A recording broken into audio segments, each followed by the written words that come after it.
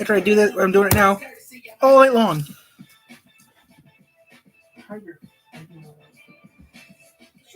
Popcorn.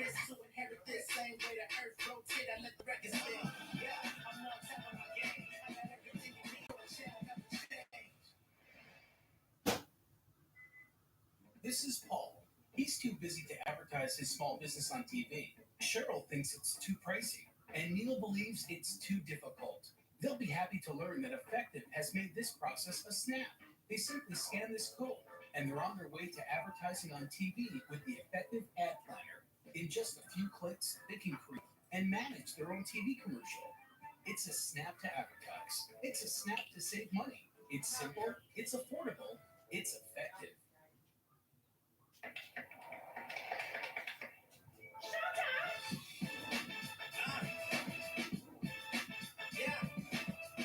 Unstoppable, better than my competitors. Through the clutter, that's courtesy of my editors.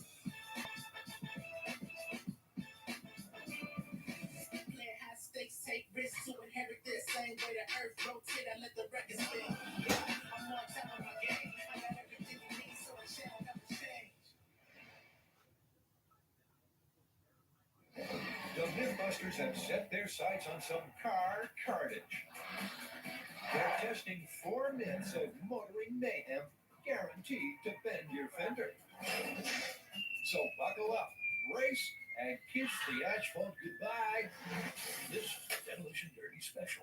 And Jamie and Adam began the metal mashing with Need for Speed. Everyone on this side of the bus. All right, on this side of the bus. With Keanu's quick thinking that made a difference in real life. Was the moving of those passengers enough to counteract a catastrophic roll? So far, the movie is matching up to reality. With the passengers in the same configuration, Adam made the turn, but only just. What's next? Well, I think we do the same turn again, except this time with the weight evenly distributed throughout the bus. Okay, I'm moving ahead. This next run is it. This is where the rubber literally meets or leaves the road. Okay, we're at 10 miles an hour. We are now doing speed turns at 50 miles an hour with an evenly balanced load, which in the movie they thought would make the bus tip over. Okay, we're at 20. If it doesn't, the myth is cleanly and beautifully busted. Okay, 30 miles an hour. It seems so peaceful, you can't hear anything. 45 miles an hour. Just a bus approaching. No sign of the impending mayhem. 50 miles an hour. Here comes chaos.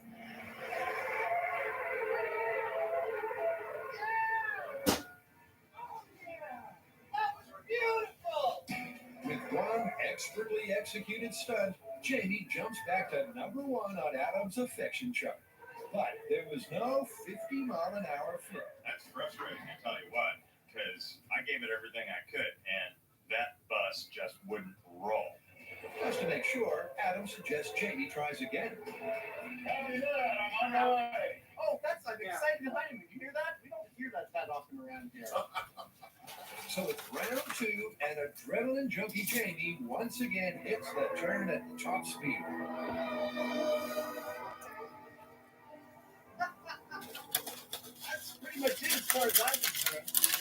Yeah, there was plenty of rock, but no roll. And with that, it's back to the shop to make the call. Well, how we got at least part of this right? With all the passengers on the inside of the bus turn, that bus made that turn at 50 miles an hour. Yeah, but the real question here was about what would have happened if they hadn't moved. Right, and in that case, when we readjusted the weight, it still made the turn. So the myth is busted. I agree, it's busted, but we can't leave it there. No, we can't. I want to make this bus obedient, and I want to make it roll over for us. Any ideas? Yeah, I was looking at that bus, and I really want to RC it. That'd be one heck of a thing. That's perfect. Let's flip it. We have to remote control this bus, and as we found out on the Drive Shaft pole vault, RC can be devilishly difficult, especially the translation from small joysticks to big movements of cars driving around. What the hell was that? In this case, we're doing something entirely different. We're doing a one-to-one remote control, what's called a Waldo in the industry, to the bus, to it.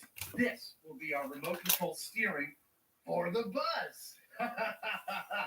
We're gonna have a switch for brakes and a switch for throttle. It's either all on or all off, and this will be our steering. It will allow us to really finesse this thing, hopefully. I think all I need now is a cup holder. Meanwhile, well, that's not a good thing. Jamie has the tricky task of mechanically translating the information from Adam's remote control rig to the bus itself. But true to form, our mustachioed maestro comes good. Go ahead and bring it all the way to the right. All the way to the right? Yeah. Oh yeah! That's it. Pretty truck tuner. This is awesome! We can have so much fun with this thing.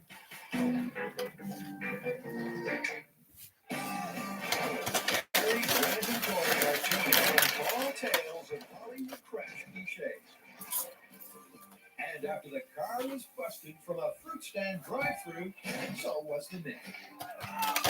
Next up, the old chasing gate crash. The question is, would it really fly off the hood like so much set dressing? Or would there be real-life repercussions? One thing's for sure, this isn't a film prop. It's steel, it's heavy, and most importantly, the guys have rigged it realistically. The things that we're looking for from this crash are: is the car drivable after it bangs through the fence? And does it look like Hollywood? I really doubt the part where it's going to look like Hollywood. I don't think it's going to go. It's going to be able to drive through. I'm going to go with busted on this one. All right, let's wreck this thing. Okay, this is Hollywood gate crashing test. In 3, 2, 1, go! 20 miles an hour, 30 miles an hour, 40, 50 miles, 60 miles an hour, 70 miles an hour. We were looking to see if this was going to look like Hollywood, and it looked like Hollywood. Big bus driver. I was wrong. I was totally excited about that. Yes, it was the perfect example of a Hollywood gate crash. It flew open, and the car appeared to breeze through unharmed. Or did it? Let me tell you, if I was an action hero, I'd be the airbags go off and the person you do would be pretty amazing. It would be very distracting while you're driving. Distracting, impractical, and dangerous, but the Transformers is still drivable. Doesn't handle as well as it used to. Not the smoothest ride, but still works. So, where does that leave us? Run. Yeah, I don't want to call it confirmed because the airbag deployed. What if we call it plausible? Because a lot of older cars don't have airbags. Good point. Well, it looked like Hollywood, and you can still drive the car. So it's possible. It's possible. Plausible. Next on Mythbusters, find out why we can't get car insurance. For nearly a decade, Comcast has been helping students get ready. We've connected 4 million low-income students to low-cost, high-speed Xfinity internet. We're working with hundreds of school districts across the country to sponsor free internet and laptops. And parents are seeing an impact. And now we're turning 1,000 community centers into lift zones, Wi-Fi-enabled safe spaces to study, so more students can be ready for anything.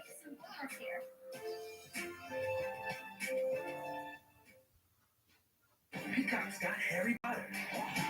All 8 movies, streaming exclusively. We've got the school, the spells, the adventure, the misadventure. That's gonna kill me. We've got the brooms, booms, wizards you love, and the ones you, well, you know.